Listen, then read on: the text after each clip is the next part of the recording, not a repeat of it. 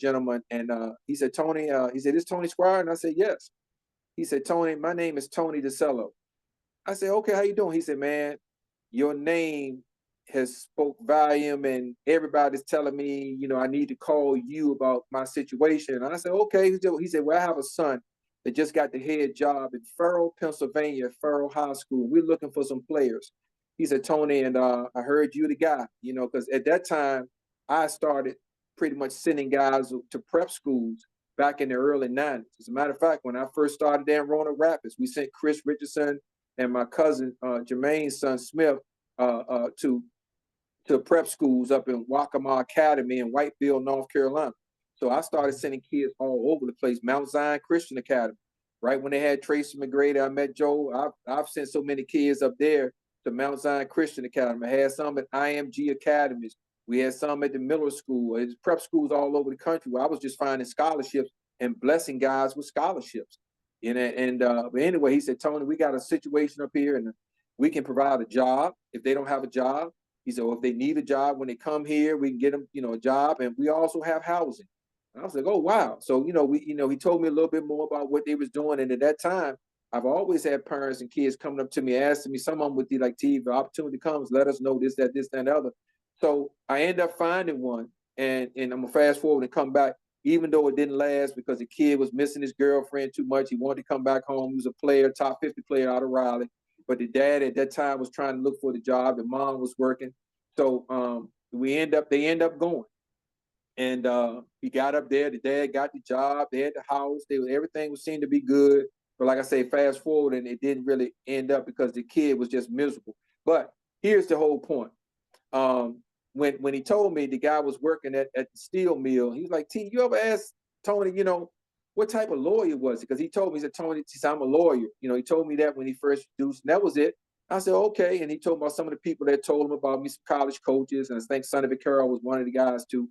And then, I asked him, I said, "Tony," I said, you never told me what type of lawyer you are, what type of law you do, just in case, man, we need to know, because, I wasn't asking for anything and all that. And that's what he said. He said, "Tony, you're so gracious." He said, "Man, you don't ask for anything, this and that." He said, "Tony," he said, "Well, I'm a private lawyer. I'm a personal lawyer." I said, "Oh, okay." He said, "Tony, I represent a family." I said, "Oh, okay." I said, "Somebody, a star basketball player?" He said, "Tony, no." He said, "Tony, have you ever heard the name Gambino?" And I am a mafia nut. I watch every mafia show that comes on. I know all the five families in New York and everything else. I said, "The Gambino?" He said, "Yeah, I'm the lead attorney for the Gambino family." I said, "Lord have mercy." And then we get to talking, we laugh. I said, "Wow." Then, throughout the conversations, he said little words that, not only Mob would say. He was like, "Tony, once a week you get in bed with me, man, you have no problems." So, I blessed him, didn't ask for anything. So I always say, "Tony, you owe me one." So that was the call from Farrell, Pennsylvania, from Tony DeCello, who was the former lead attorney for the Gambino crime family. That's heavy. That's heavy lifting right there. That's heavy right there. Yeah, I can go. I'm losing you a little bit, I guess, on the voice. Go ahead. I said, that's heavy right there. Oh, hey, look. I say, Cal, just like, and to get on the same subject about the mob, when we used to go to Vegas, these couple of years, we used to stay at this place called the Royal Resort, and they had a restaurant bar called Cosmos. So, obviously we going downstairs to eat. So I meet the owner one particular year. His name was Tony. I thought his name was Tony Cosmos. So then the following year we come back, he was all excited to see us. "Tony, man, you back? How everything going? You this, that, and other." And then he was like, "Tony, let me tell you what we're gonna do this year."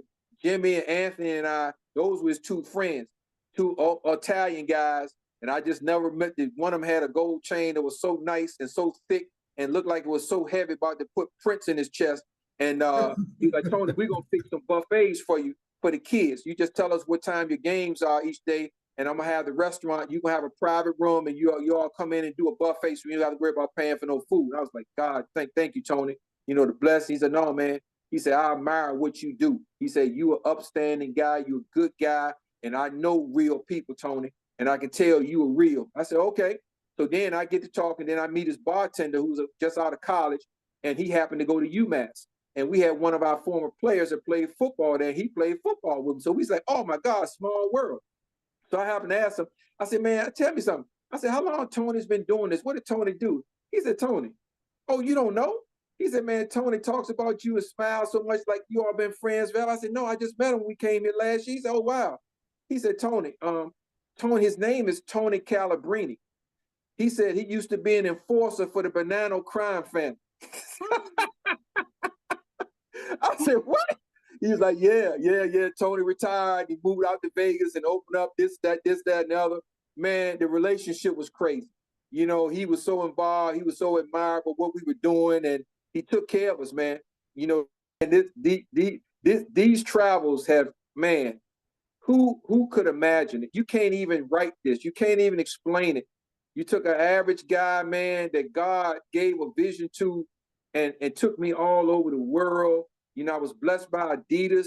You know, they took me to the Eurocamp in 2013 in Treviso, Italy, because my guy was the head of that. And what the Eurocamp is like they do in America, where they invite the best kids from overseas. Like the year that I was there, the Greek Freak was there before he got drafted. Wow. So it was the best players from every country. So my guy reached out, that was in charge of that then. He said, T Squire, you always been known for finding kids on dirt roads, nooks and crannies, and outdoor bathrooms and all that. He said, I need a guy for you to invite. I'll put him on the USA team that no one knows about. So we end up, you know, taking a guy that no one knew about. He had no college offers. He wasn't ranked. We got him into that. They brought me out there in Treviso, Italy for a week. But I was out in Treviso. Then we was in Venice and all this. And I'm out there with Fran Facillo, the president of Toronto Raptors. Every NBA team representation was there. It was an incredible opportunity.